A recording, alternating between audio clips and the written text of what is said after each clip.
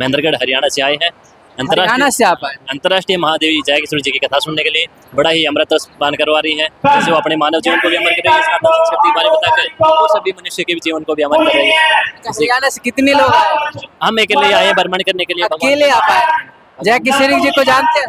जय किशोर जी एक अंतर्राष्ट्रीय कथावाचक हैं जो सनातन संस्कृति के बारे में 3 वर्ष की उम्र से भक्ति कर रही है, 6 वर्ष की उम्र से भजन सुना रही है और 18 वर्ष की उम्र से श्रीमद् भागवत कथा सुना रही है, जिससे सभी मनुष्य का जीवन अमर हो रहा है। इसी के साथ बड़ा ही रसमय अमृतमय रसपान करवाती है, जिससे सभी मनुष्य आप देख सकते हैं कि कितना रसार है और अपना मानव जीवन में अमर होता है और परम सुने धाम को भी जाते हैं।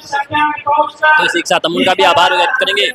आप कब आ गए हैं? हम पहले दिन से आए। पहला दिन से आप यहाँ पे मौजूद है? अच्छा, हरियाणा से चल के कैसे पता चला आपको क्या समस्तीपुर में उनका कथा हो रहा है? श्री कुंदन भैया जी ने जो घोषणा करी थी पत्रकारों के माध्यम से, तो उसी से हमें पता लगा था। सोशल मीडिया न्यूज चैनल के माध्यम से आपको पता चला कि उनका कथा है। बिहार में भ्रमण करने के लिए भी आए थे, भगवान बुद्ध की धरती पर गया। भ्रमण किए थे? किस प्रकार के भ्रमण किए? भगवान बुद्ध की धरती पर गया के अंदर गए थे। पैदल चले या साइकिल वगैरह? नहीं, अपनी ट्रेन से आए थे, फिर उनके वहाँ दर्शन किया। उसके बाद में फिर और भी अन्य कई जगह पर गए हैं। अच्छा, बिहार और हरियाणा में आपका क्या अंतर है? देखो, बिहार एकदम प्राकृतिक एरिया है, यहाँ पर नकारात्मक पेय पदार्थों पर पाबंदी भी लगा रखी है सरकार ने। मैं भी चाहूँगा कि अन्य राज्यों में भी ऐसे लागू हो और इससे यहाँ के सात्विक माताएं बहनों का सात्विक संस्कार, जो पुराने तरीके से सात्विक भोजन प्रेम का आपको दिखा, जो बिहार में प्रेम है वो दिखा? हाँ, वो दिखा एकदम प्रेम मिला कि नहीं मिला। यहाँ का सात्विक भोजन भी, सात्विक बागवानी, आम और लीचियाँ और भी बहुत से एकदम विकसित है प्राकृतिक तरीके से। हरियाणा में भी ऐसे कोई चीज़ की कमी नहीं है श्री हरि जी की दया से, और अन्य राज्यों में भी। लेकिन यहाँ का सबसे अच्छा कानून था जो शराबबंदी का था।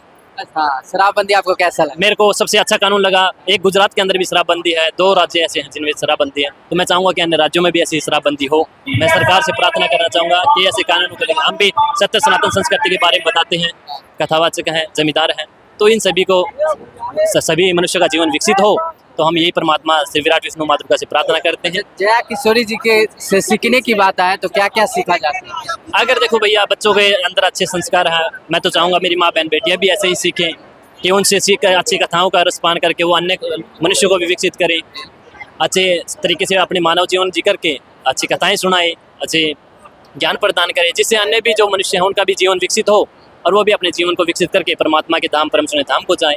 यही सत्य बात है।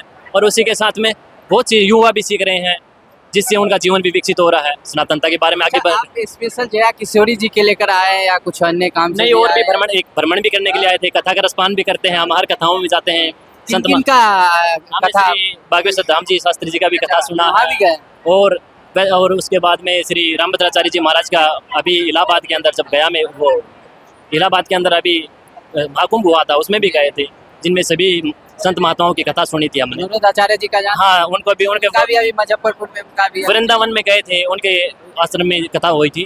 श्री देवकीनंदन ठाकुर महाराज जी का बचपन 3 वर्ष की उम्र से हमारे माता पिता कथा सुनवाते थे, और अन्य संत महात्माओं की कथा सुनवाई है, जिससे हम भक्ति रस में विलीन होकर 2018 में उस परम पिता परमात्मा विराट विष्णु मातृका का दर्शन किया, और उसके बाद हम भी सनातनता के बारे में बताने लगे। बहुत सारे लोग यहाँ पर आए हैं, बहुत सारे तो ऐसे आ गए, जया किशोरी जी पॉपुलर है, उनका अच्छा खासा फैन फॉलोइंग है, तो बहुत सारे आ गए देखने के लिए, लेकिन वो कथा का ऐसा कोई नियम है जो वो कुछ सीखते नहीं है, ऐसे आ गए। उनके लिए कैसे कहेंगे कि वो सीखे, नियम का पालन करें? भगवान के देखो, जो भगवान का भक्त होता है उसके लिए कोई नियम नहीं होता है। बचपन से जब वो माता पिता सिखाते हैं तब ही उससे एक लाइन में उसको एक आदत हो जाती है, और जिससे वह परमात्मा की भक्ति करने लगता है। तो कि समय समय के साथ हम पहले मंदिर जाएं, फिर ध्यान करें 9 मिनट रोज प्रतिदिन, तो वो धीरे धीरे बढ़ता जाएगा, और एक दिन 3-3 घंटे हो जाएगा, फिर 6 घंटे हो जाएगा, ऐसे 8 पैर बढ़ जाएगा, और हम परमात्मा की भक्ति करने लगेंगे। भौतिकता भी जरूरी है और आध्यात्मिकता भी जरूरी है, क्योंकि मायापति ने माया भी बनाई है, तो 50% माया भी जरूरी है